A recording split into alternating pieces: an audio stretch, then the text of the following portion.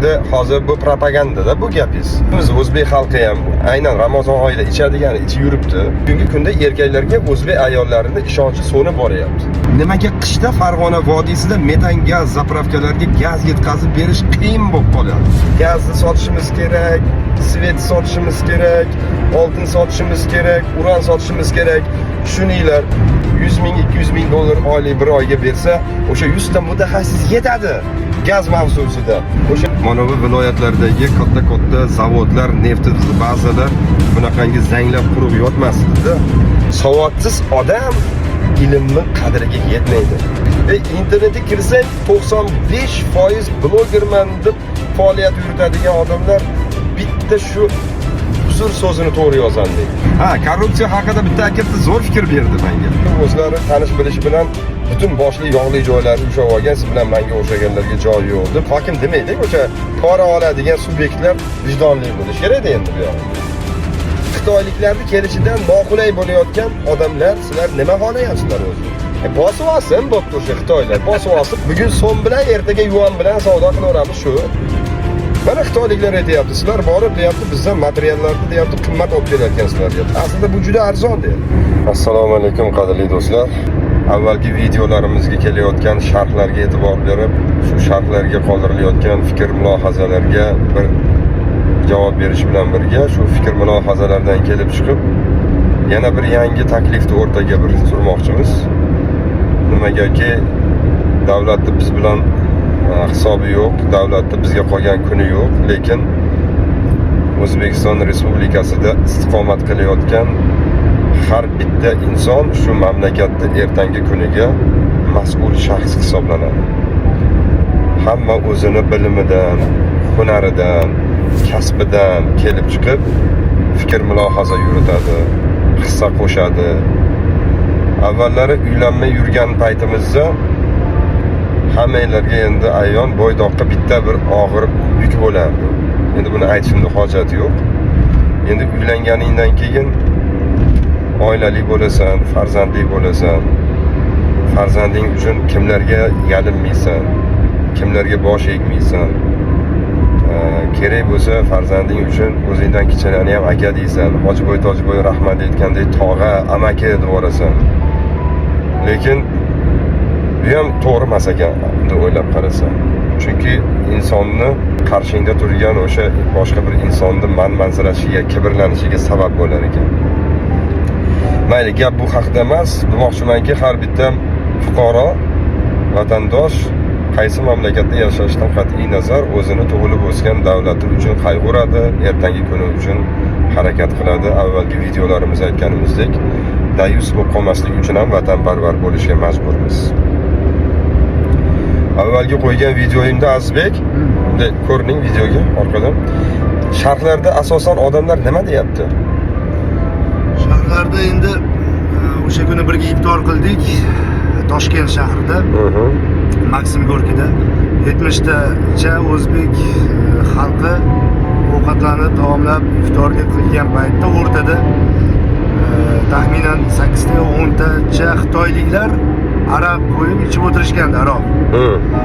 Bunga endi siz aytdingizki, o'sha oshxonani, ya'ni restoranni rahbari o'rnida men bo'lganimda edi. Mana shu xitoyliklarga madaniyat saqlagan holda o'rtoqlar, mana shu bizda musulmon xalqdan iborat bo'lgani uchun iftorlik bo'lyapti. Iftorlik paytda bunaqangi aroq ichish qat'iyan man etiladi. Iltimos, chiqib ketmasangiz ham boshqa xonaga kirib olsangiz. Yo'q. Endi hozir bu propagandada bu gapingiz. Hozir siz noto'g'ri yetkazyapsiz. Bu gapimiz bilan biz propagandist bo'lib qolamiz. Unaqa demadim men.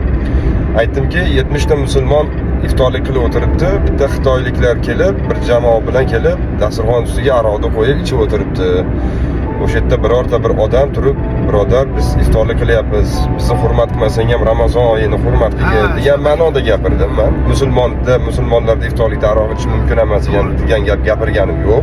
Chunki o'zimiz o'zbek xalqi ham aynan Ramazon oyida ichadigan ichib yuribdi. Mayli ularni o'ziga Alloh kifoya qilsin, o'zlari javob beradi. Men aytdimki, shuncha odam o'tiribdi, yoki restoran egasi kelib o'sha xitoylik mijozlarga bir tarjimoni orqali boshqa xona qilib beray, aroqni o'sha yerda ichinglar, iftorlik bo'lyapti, Ramazon oyi, mumkin emas. Shu aroq ichishda xunuk ko'rinadi, hurmatsizlikdek tuyuladi. Shuning uchun boshqa xona qilib bersam, o'sha xonada bemalol o'zlariga yarasha dasturxonida yeb ichib o'tiraversin degan bir taklifni kiritmadi deb taxminan shunday bir gap ilgari surdim. Kerak bo'lsa shu videodan ham qo'yamiz kontekst hozir mana shu joyiga. Mani kafeim bo'lganda men kelardim, mehmonlar, hurmatlilar cheksiz. Agar sizlar shuni ichadigan bo'lsanglar, marhamatda xona bor, o'sha kirib ichinglar. Bizda Ramazon oyi, aroq ichish mumkin emas. Ko'pchilikka erish tuyuladi. Sizlar o'tirishlaring ko'pchilikka yoqmaydi. Narigi xonaga o'tib olinglar desa bo'ladi. Ko'pchilik nimaga o'zing shu ishni qilmading dedimi? Kommentariylarda o'qimayman, asosan men faqat kommentariylarda o'qiydigan bo'lsam, to'g'risini aytsam bu gaplarni gapirmas edim. Nimaga kommentariylarda o'qimasligimning sababini ham hozir aytaman. Endi biz birinchi o'rinda o'zimiz musofir edik poytaxtda. Biz borib turib bu aroq ichma, bunaqa bo'lyapti desak, millat cho'p qolardik-da. Millatchilik bo'lib qoladi. Shuning uchun bu paytda har qanday holatga to'g'ri keladigan o'sha kafe restoranlarning boshlig'i, administratori menimcha bu borada taklif bersa, bu millatchilik emas, bu o'sha oshxonani qonun qoidasidan kelib chiqib gapirishi mumkin. Endi mayli, bu kunlar o'tdi endi. Hozir hech kimga muammo kerak emas, shuning uchun o'zim nima bo'lsam bo'lay, boshqalar bilan ishim yo'q degan bir qabilida yashashni o'rganib qo'yganmiz. Men bu videoda asosan mana shu negativ kommentariy yozayotgan odamlarga bitta taklif aytmoqchiman. Siz meni fikrimga qo'shilmasligingiz mumkin, lekin meni fikrimni hurmat qilishingiz kerak. Men sizning fikringizga qo'shilmasligim mumkin, lekin sizning fikringizni men hurmat qilishim kerak. Shunda birdamlik bo'ladi. Mana korrupsiya deyapti, hali davlat o'zi ham gapiryapti, blogerlar ham gapiryapti, ichkaridagi, tashqaridagi shu har xil rezidentlar ham gapiryapti. Bir narsada, misol uchun, o'sha gapirayotganlarni hech qachon malomat qilmaslik kerak. Misol uchun birov chiqib mamlakatni yaxshi tomondan gapirsa, yomon tomonini eslab turib o'sha odamni malomat qilmaslik kerak. Biror bir mamlakatning kamchiligini gapirsa, sen xoinsan deb trollik qilmaslik kerak. Yoki kimdir misol uchun birorta bir mamlakatning rivojlanishiga hissa qo'shadigan taklif bersa, sen o'zing kimsan, bu kim o'zi bu degan gaplarni qilmasligimiz kerak. Bizning millatimizni rivojlanib ketmasligi, tashqi davlatlarda hurmatimizni o'sha rezidentlardan aytishi bo'yicha juda ham pastligini sababi Azbek biz bir-birimizni qo'llab-quvvatlamaymiz-da. Misol uchun o'zbekni qo'llab-quvvatlamasa, mayli uni fikriga qo'shilmasa ham o'sha narsani bir yakka holda tushuntirish kerak yoki alohida bir lichkaga yozish kerak. Noto'g'ri gapirding deb. Uni ommaviy sazoyi qilar ekanmiz, ommaviy uni so'kar ekanmiz. Albatta uni hatto Qozoq millati ham so'kadi bunday millatni. Tushunyapsizmi? Agar biz bir-birimizni fikrimizni qo'llasak, bir-birimizni qanaqadir ishlarimizni qo'llasak, shunda biz rivojlanamiz. Millat o'laroq rivojlanamiz, davlat sifatida rivojlanamiz, kuchli bo'lamiz. Endi misol uchun bitta odam internetga chiqib bir o'zini dunyosida haqiqatni gapirdi deylik. Boshqa bir odamning dunyosiga bu haqiqat to'g'ri kelmadi deylik.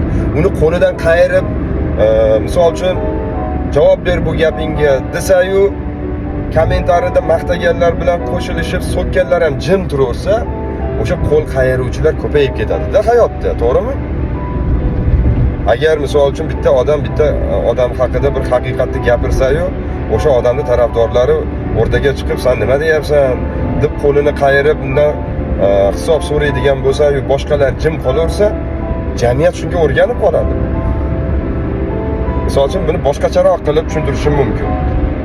Olaylik, mahallada bitta o'rtacharoq odam bor. Oylikka kun ko'radigan, o'ziga to'p odam bor. O'sha odam bir fikr bildirsa-yu, mahalladagi birorta bir boyroq odam, bugungi zamon tilida aytganda hojakani ustidan bir negativ fikr bildirsa-yu, hojakani atrofidagi muridlari eshigiga ketib, "Yoqqa chiq, sen bizni hojakamiz haqida nima deyapsan?" deb urib so'kib ketsa-yu, qo'shni indamay turaversa, ertadan keyin o'sha hojakani muridlari, hojakani o'zida shunaqangi bir mineniya fikrlar shakllanadiki, ha demak men har joyda gapimni o'tkaza olar ekanman.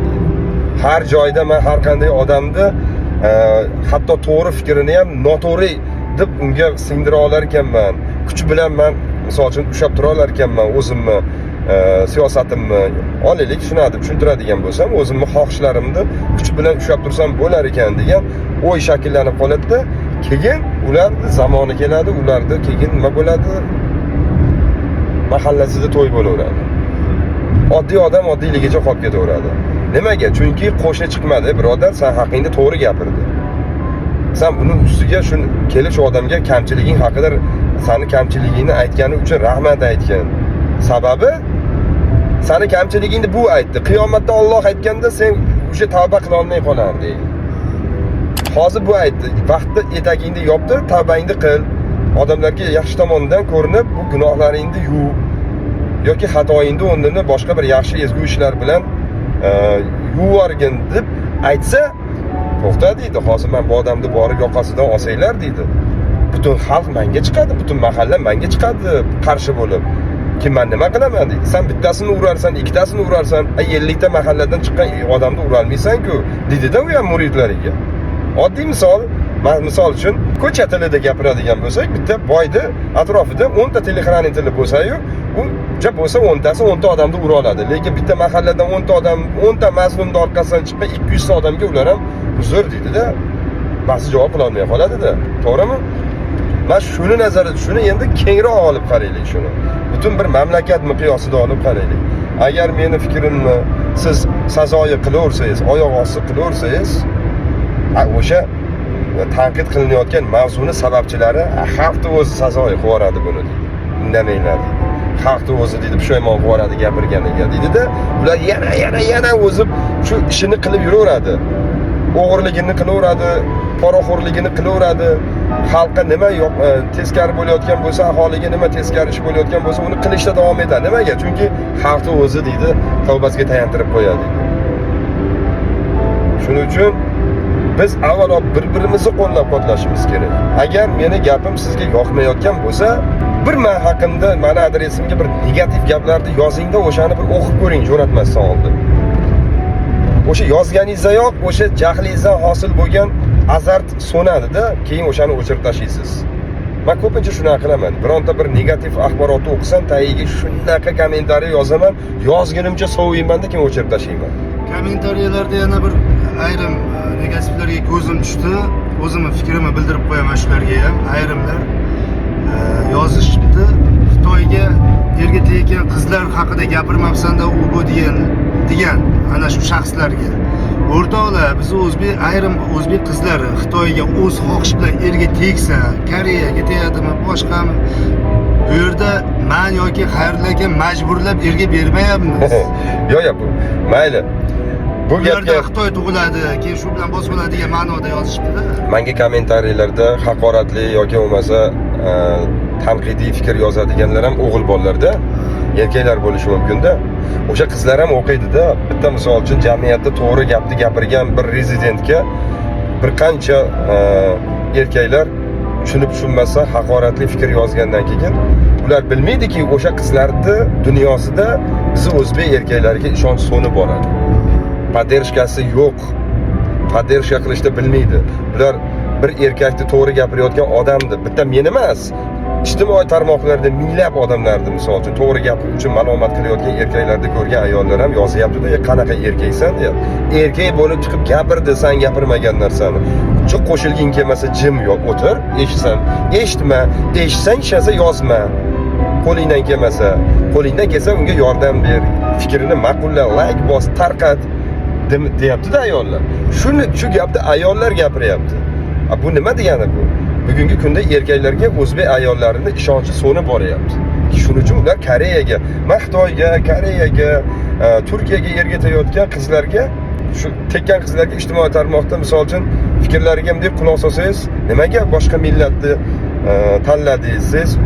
Chunki bizni hozirgi yigitlarimizni aksariyati faqat tili bilan yuradi xolos, amaliyotda hech narsa emas, oila boqishni bilmaydi, xotinni hurmat qilmaydi, pul topishni bilmaydi.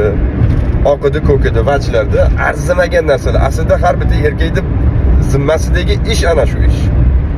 Bu har bitta erkakka bu isnod bu aslida. Bu gapni ayollarda aytishi, ijtimoiy tarmoqda aytishi bu nima ekan? Har bitta erkak uchun isnod bo'lishi kerak. Mani boqmayapti deyish isnod. Misol uchun Shukurlar domla bilan yaxshilik sari degan ko'rsatuvimiz bo'lardi telekanalda. Shu ko'rsatuvni hozir besabab nimagadir to'xtatib qo'yishdi.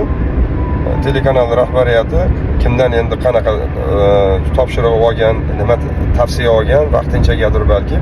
Shu ko'rsatuvga kelayotgan savollarni o'qisangiz, domla aytadiki, keling shuni o'qimay qo'yaylik. Domla o'qimasak qanaqa qilib biz odamlarga yetkazamiz, bu haqida mavzu ochamiz desak, mayli gapiramiz-u, bizni qo'shni respublikalar ham ko'radi. Ular nima deydi biz haqimizda deydi-da. Mana hozir misol uchun kelayotgan xatlarda 80%ni ayollar yozadi. Erim deydi, "Men 3 ta bolamiz bor" deydi, boshqa birovga uylanib olgan. Keyin bilsam deydi, undan bitta farzand ko'rib, u bilan bitta farzand ko'rib, uni ham haydab yorib, hozir men bilganim 3-xotin ekan deydi. O'sha xotinlari bilan men deydi yashirincha gaplashsam deydi, "Nimaga erim bilan yashamadingiz? Ustimga uylanibdi. Sizni yaxshi ko'rib qolgandir-da. Nimaga uylanmadingiz erim bilan?" desa, aytar ekanki, "Boqmaydi" debdi. Vaholanki erim meni ham boqmasdi deyapti. Kasal bo'lsam uyimga olib borib qo'yardi, ota-onam boqardi deyapti.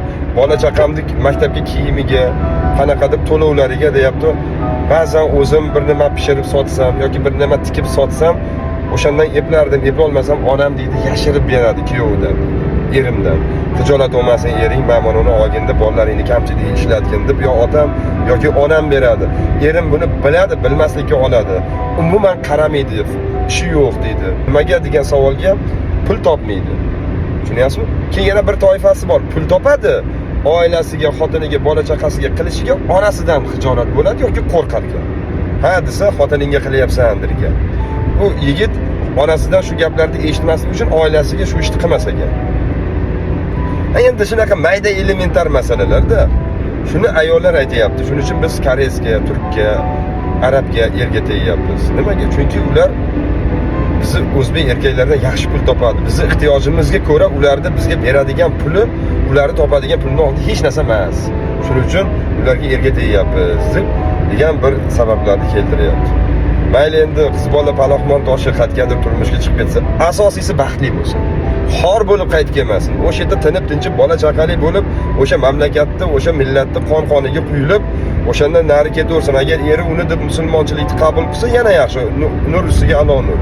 Agar qabul qilmasa, yana o'zi biladi-yu, tinib tinchib ketsin. Bir xillar mana yerga tiydim, xor bo'ldim deyapti. Chet ellarda xor bo'lib ketgan shunaqangi kelinlarni davlatni o'zi yana qaytarib olib kelyapti. Endi ularni ham ko'rib mushohada qilib keyin yerga tegsa, menimcha yaxshiroq bo'ladi. Mayli, ayollarda ishga aralashmaymiz. Bugungi videoyimizning o'sha qisqa mavzusi shuki, biz bir video qo'yayotganimizda bir fikrdan qanaqadir ilhomlanamiz. Shu fikrimizni aytsak, shu mutaxassislar eshitsa, shu fikrimizni inobatga olarmikin degan maqsadda aytamiz. Agar fikrimiz ma'qul kelmasa, qo'shimcha fikr bering. Haqorat qilish shart emas, so'kish shart emas. Qo'shimcha fikr bering. O'rtoq yo'ldoshim yoki falonchi pisonchi yoki falonchi aka yoki falonchi opa, fikringiz qisman to'g'ri, lekin mana bu meni ham fikrimdagi birlashtirsa yana ham mustahkam bo'lardi degan narsani qo'yish kerak. Har bitta haqorat qilayotgan odamda qanaqadir qo'shimcha fikri bor-da. O'sha qo'shimcha fikrini yozsin undan ko'ra, haqorat qilguncha. Shuning uchun o'rtoqlar, ijtimoiy tarmoqlarda biz agar bir-birimizni haqorat qilaversak, bizni o'rtamizga fitna solib, millatni ikkiga ayirib tashlamoqchi bo'lgan uchinchi bir davlatmikin, uchinchi bir odamlarmikin, juda ularning ko'chasida bayram bo'ladi. Ular niyatiga ezgu qo'shtirnoq ichidagi ezgu niyatiga erishgan bo'ladi. Mana deydi, millatni ikkiga bo'lib bo'ldik deydi. Millatni din peshvolari bilan deydi, oddiy xalqning o'rtasiga fitna solib bo'ldi. Endi bu din peshvolarining gaplariga hatto Qur'ondan o'qib tarjima qilib bersang bu odamlar ishonmaydi. Chunki bu din peshvosining ustidan axlatda ag'darib bo'ldik. Endi bu millat o'lsa ham bu odamga ishonmaydi deydi. Keyin nima qiladi? U odamlarga o'zlarini madaniyatini, siyosatini, g'oyasini, ya'ni ideologiyasini kiritishni boshlaydi. Shu bilan ideologiyadan kelgan, u g'oyadan kelgan, u odamlar nafaqat dinga, ota-onasiga ham ishonmaydigan bo'lib qoladi-da. Davlatini rahbariga ham ishonmaydigan bo'lib qoladi. Davlatini, vatanini ertangi kuniga ham ishonch qolmaydi. Qarabsanki, pachka odamlar chet elga ko'chib ketayotgan bo'ladi. Chet elda hammasi oydin zo'r deb. Endi mana hozir mamlakatimizdagi mavjud kamchiliklar bor. Bu kamchiliklarni kimdir korrupsiya bilan bog'lasa, kimdir tabiiy resurslardan noto'g'ri foydalanayotganligimizdan deydi. Yana kimdir o'zimizga kerak narsani tashqariga sotyapmiz valyuta uchun deydi, boshqa deydi. Endi bu narsalar davlatning o'zini o'sha mutaxassislari o'zi juda yaxshi biladi nima uchun bunaqa bo'layotganligini. Lekin davlatga yana bir marta murojaat qilmoqchiman. Har qanday og'ir sharoitda insoniyat yashab ketishga chidamli, lekin bitta narsa odamni sabrini tugatadi. Mavhumlik. Nimaga qishda Farg'ona vodiysida metan gaz zapravkalarga gaz yetkazib berish qiyin bo'lib qoladi.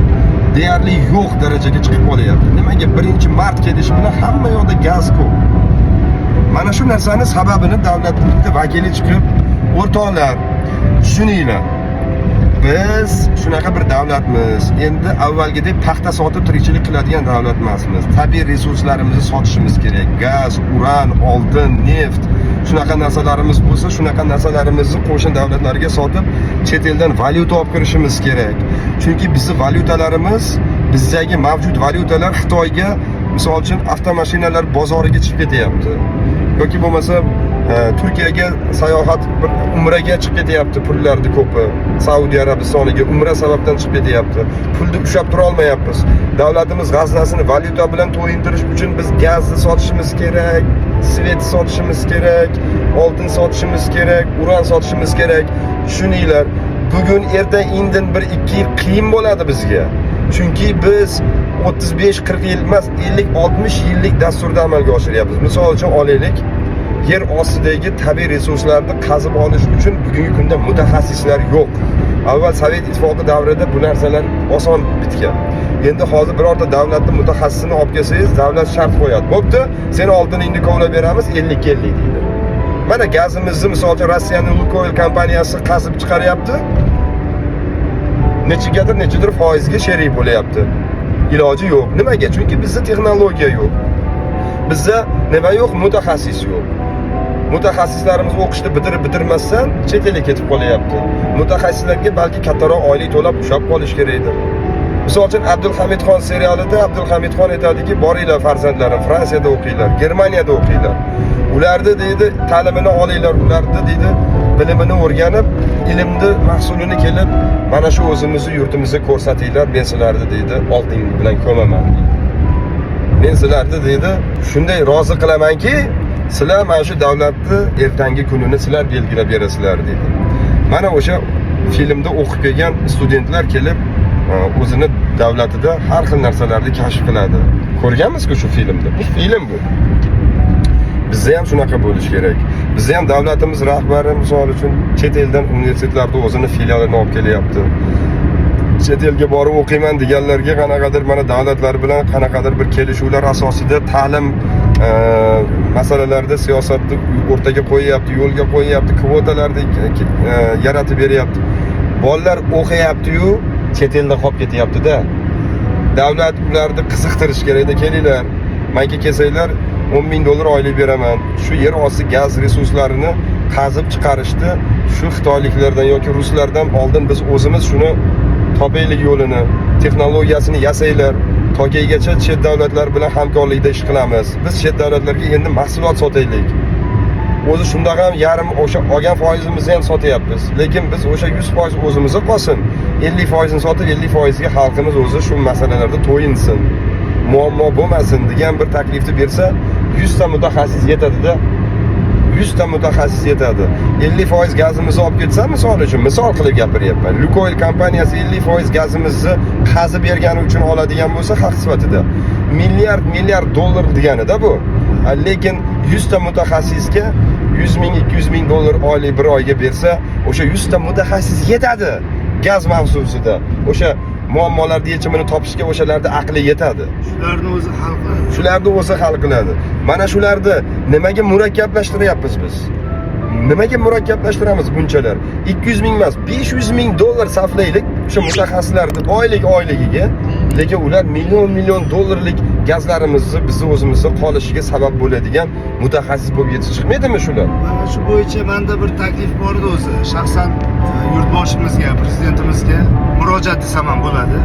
Mana sportchilarga alohida e'tibor berilib, misol o'sha medal olganlarni 100 ming dollarmi qanchadir katta summa bilan rag'batlantirilyapti. Kamida 200-300 ming dollarlik rasxod. 300 ming dollar misol. Bu endi sportchilarimiz yaxshi yurtni bayrog'ini ko'taradi, lekin O'zbekistonda alohida rivojlanishi uchun olimlarni yetishtirib chiqarsa menimcha juda zo'r bo'lardi. Olimlarga e'tibor qaratish kerak menimcha. Olimlar yo'q bizda. Olim yo'q-da. Qani olim, qaysi olimlarni taniysizlar mana kommentariyada bilganlar yozinglar agar birorta bir fizik olimi taniysizlar. Mana xullas O'zbek aerokosmik sohasini rivojlantirmoqchi. Lekin bormi bizda bir kosmический birorta bir sohani egallagan bo'yicha o'zi olim. Balki endi o'qiyotgandir-u, lekin o'shalarda ham mana shularni ham rag'batlantirsa, albatta motivatsiya bo'ladi. Misol kimdir nimadir kashf qilsa, 100 ming emas, unga 30 ming, 40 ming bersa ham o'qib bilasizmi, qanaqa katta motivatsiya bu. Yo'q, endi bilmadim endi. Lekin chiqsa yaxshi bo'lardi. sportchilarga ko'rsatilgan mehrni o'sha fizik, matematik olimlarga ham, ximik olimlarimizga ham ko'rsatsa, mana bu viloyatlardagi katta zavodlar, neft bazalar bunaqangi zanglab qurib yotmasdi-da. Nimaga bugun boks sohasi rivojlanib ketdi? Chunki mana mahallamizda bitta aka bor, o'g'li endi 10 ga to'ldi-da. O'g'lini astoydil bokschi qilmoqchi. Nimaga desam, ko'ryapsiz bokschilarga bo'lgan e'tiborni deyapti. O'g'lingizni o'qitmaysizmi birorta bir geologiya sohasida, fizika sohasida desa, nima qiladi? Xotindan gap eshitib yuradimi deyapti. To'g'ri-da uni ham gap. Aslida uni gapi noto'g'ri, lekin bugungi jamiyatimizni tutumiga ko'ra uni gapi to'g'ri. Mana bor Farg'onada yoshlari 50 dan 60 dan oshgan biologlari bor, ximik domlalari bor. Rahming keladi-da ko'rsang. Bir nima berib olging keladi. Cho'ntagingda ortiqcha pul bo'lsa-yu, domla mana shuni oling, bir meni nomimdan tushlik qo'ring, duo qilib qo'yasiz deging keladi. Nimaga bejaradi haligilar? Ammo lekin oldinga teng halik odamlar. Misol uchun Qur'onni yodlagan hofizi Qur'onga katta bo'lsa, hamma iltifot ko'rsatib, Xudoning qudrati bilan moshina, pullar beradi. Lekin dunyoviy ilmni egallagan bir olim insonga hech kim hech narsa bermaydi. Domla deydi, bo'ldi. Chunki nimaga? Bizim hozirgi avlod savodsiz bo'lib ketyapti. Savodsiz odam ilmni qadriga yetmaydi. Shuni esingizdan chiqarmang. Savodsiz odam nafaqat ilmni qadriga yetmaydi, Xudoni ham qadriga yetmaydi. Xudoni ham boshiga bitgan balo bu savodsiz odam. Mana qancha savodsiz odam bor. Internetga kirsang 95% blogerman deb faoliyat yuritadigan odamlar bitta shu uzr so'zini to'g'ri yozolmaydi. Yaxshi so'zini to'g'ri yozolmaydiganlar bor. Tushunyapsizmi? Yaxshi so'zni to'g'ri yozolmaydiganlar. Juda ko'p so'zlarni noto'g'ri yozadi. Odamlarning familiyasini to'g'ri yozolmaydi. Sh harfini W qilib yozadi. Ya mayli. Nimadir qilib o'xshatar. Yaxshi degan so'zni yadan keyin a qo'yib, keyin h qo'yadiganlar bor. Uzrni 4 ta harf bilan yozadigan savodsizlar bor. Endi bu blogerlar, lekin shunaqangi odamlar bor, Milliy gvardiyada ishlaydigan, ichki ishlarda ishlaydigan. Mana anaqada mana Farg'onada Kiyov degan universitet bor. Koreya, O'zbekiston. Shuni bitirib chiqqan ayol assalomu alaykum so'zini to'g'ri yoza olmas ekan. Assalomu alaykum so'zini assalomu bo'ladi-yu. U bitta s bilan oxiriga uni o'rniga i yozar ekan. Assalomu alaykum. O'sha bugungi kunda ishlayapti, o'sha ham maktabda o'qituvchi bo'lib. Ta'lim beryapti o'sha. Ana u Milliy gvardiyada o'tirgan odamga kelgan, misol uchun bir kun borib bitta joyga Milliy gvardiya eshigini tagida KPPda o'tiribdi. Aka deyapti, ismingizni yozib qo'l qo'yib qo'ying deyapti. Yozing, qo'l qo'yib qo'yaman desam, kulib turibdi. Ha, desam yozishni bilmayman deyapti. Kechirasiz-ku, yozishni bilmayapti. Bir ijtimoiy tarmoqda ko'rdim, bir Milliy gvardiyaning xodimi Toshkentda bitta rus millatiga mansub bo'lgan velosipedchiga ruscha gapirishni bilmayapti. Velosipedni trotuarga olib haydagin, katta trassada mumkin emas deyolmayapti. Bir gay xodimi bitta mashinani 3 marta qoida buzganini ko'rdim. Bitta mashina yuk yuklayapti-da, har yarim soatda belgilanmagan joyda razvorot qilyapti. Moskvich, Toshkentda. Gai turibdi, to'xtatmayapti. Men bordim oldiga. Shu yerda Toshkentda yashab yurgan paytim. Men o'rtoq inspektor dedim, "Mana Moskvich" dedim. Yo'q joydan razvorot qilyapti 3 marta dedi. Nima indamayapsiz desam, shopiri o'ris ekanda tushuntira olmayman deyapti. Mana ko'rlaymi? To'g'ri, hammasi ham emas, lekin bor shunaqa odamlar.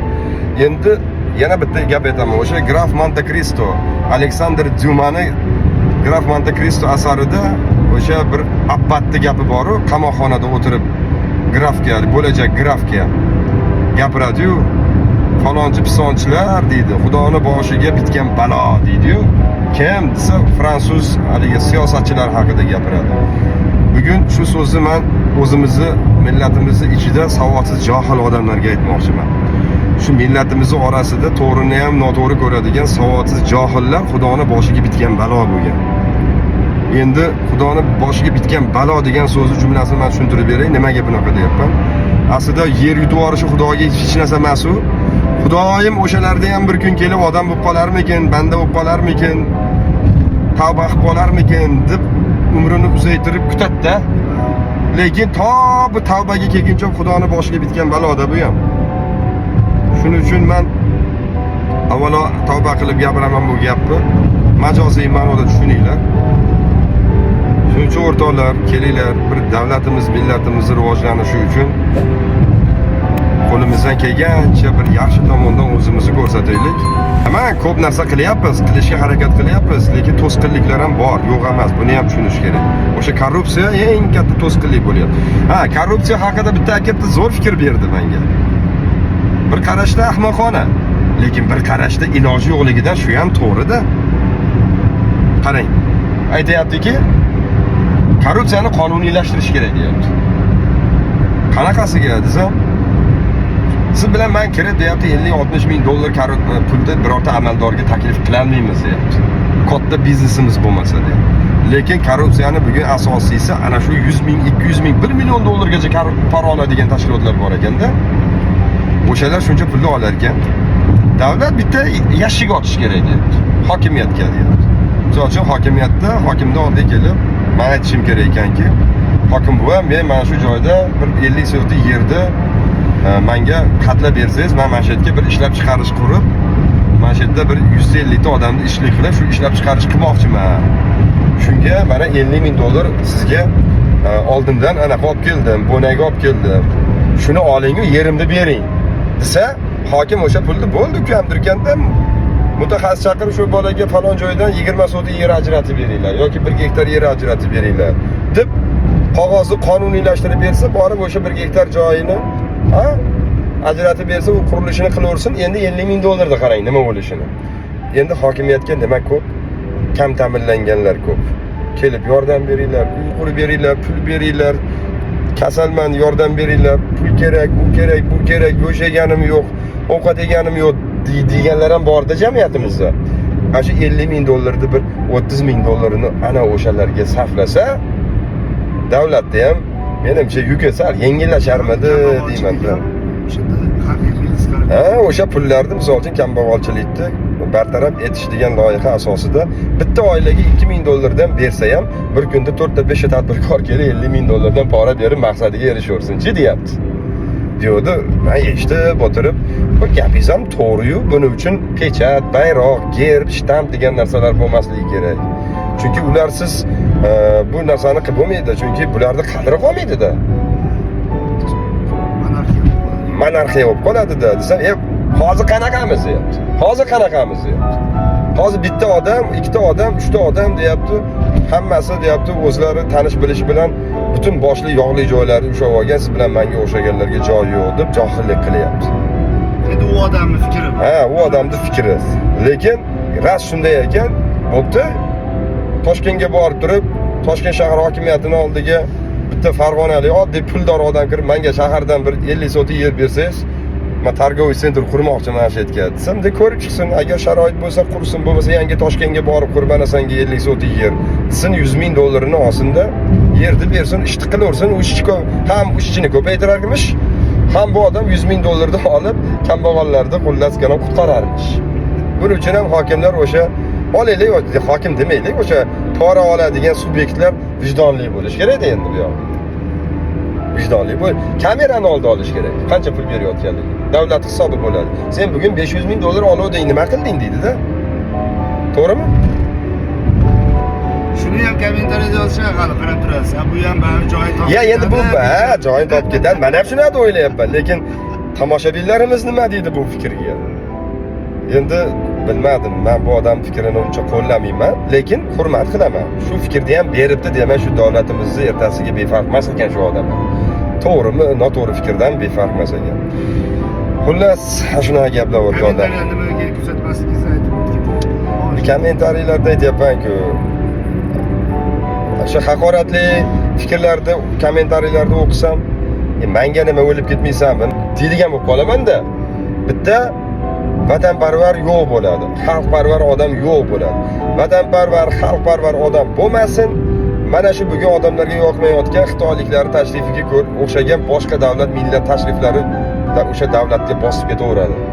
Qaysiki davlatda vatanparvar, xalqparvar, orator, yetkazib turadigan, gapirib turadigan odam bo'lmasa, ularni ko'nglini sovutib, og'zini bug'ib, ovozini bug'ib, ularni yer bilan bitta qilib yo'q qilsa, o'sha davlatni qo'riqchisi yo'q hisoblanadi.